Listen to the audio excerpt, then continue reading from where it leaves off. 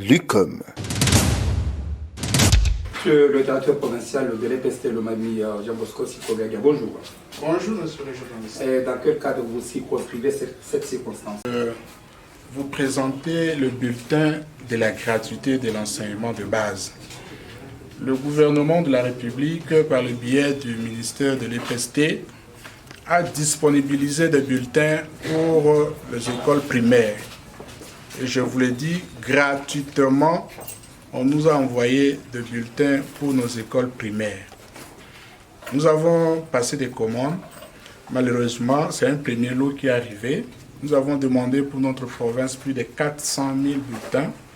Mais nous avons réceptionné hier un lot de 200 000 que nous avons reçu de notre fournisseur Akul Africa. On avait reçu un premier lot, un tout petit, qui venait de Senapi. C'était un lot, je crois, de 34 000 bulletins pour l'école primaire. Alors aujourd'hui, nous avons préféré vous présenter officiellement ces bulletins. Parce qu'une partie est déjà allée à Ngandajika.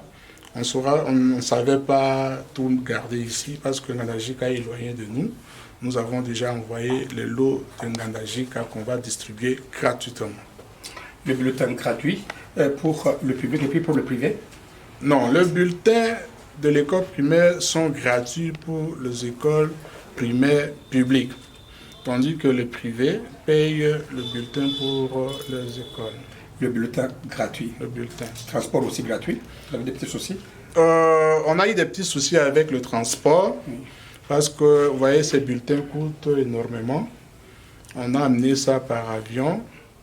C'était arrivé à Mbujimaï et on était buté à une difficulté réelle d'argent. Mais nous avons bénéficié du secours de nos députés de l'Omami 2. Il y a honorable Robert Kaniki qui a déboursé pour son compte 3 000 $. Il a remis à sa femme qui est à Mbujimaï, qui a retiré ses bulletins pour notre compte. Et son véhicule est venu déposer hier. Il nous a dit qu'il a payé pour les comptes de ses collègues aussi. Il a payé pour lui et ses collègues députés d'ici qui sont à Kinshasa. C'est pourquoi nous tenons par votre billet à remercier sincèrement le député de notre province qui ont accepté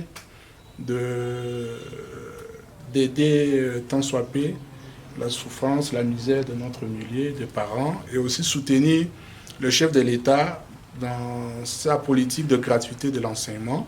Ils ont transporté ce bulletin, c'est arrivé, nous allons distribuer gratuitement à tous les enfants de notre province. Et en retour, qu'est-ce que vous dites au chef de l'État, mais aussi au ministre de tutelle?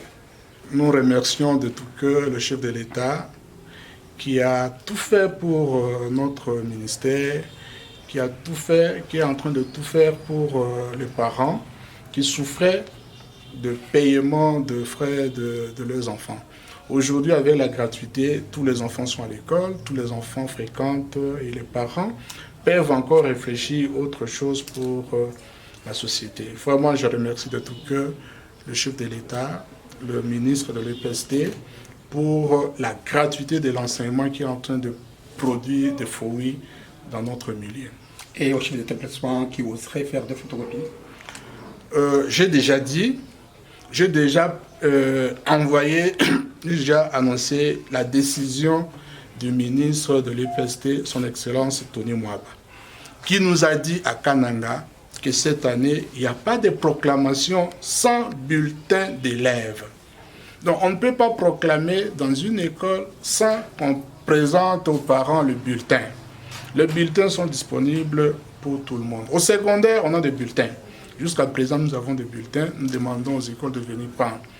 Pour l'école primaire, nous avons le bulletin. Le premier lot est venu. C'est presque la moitié de ce que nous avons passé comme commande. Et nous sommes en train d'insister pour que le deuxième lot, que Akula nous envoie le deuxième lot, qui peut arriver la semaine prochaine, au début là, pour qu'on distribue.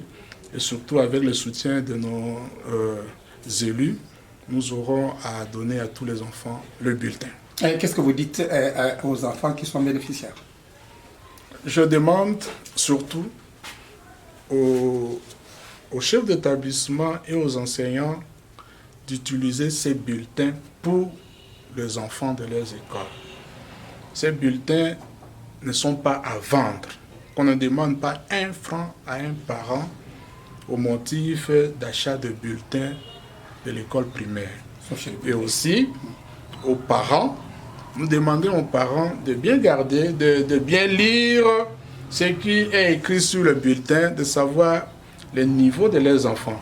Et aussi contribuer avec des conseils aux enfants, de sorte que les enfants puissent améliorer. Si l'enfant n'était pas fort, que prochainement il puisse améliorer avec les résultats qu'ils auront vus.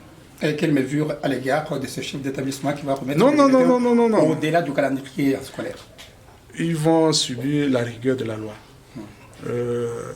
Ce sont des antivaleurs que nous devons combattre.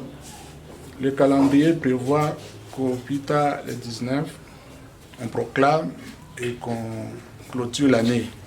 Donc, le 19, on doit proclamer partout, tout en présentant les bulletins aux écoles, aux élèves, aux parents.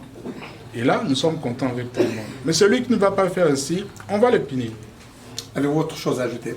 Non, je suis heureux de la surprise réservée aux parents et à moi-même par le député, par honorable Robert, qui a contribué efficacement à la gratuité de l'enseignement,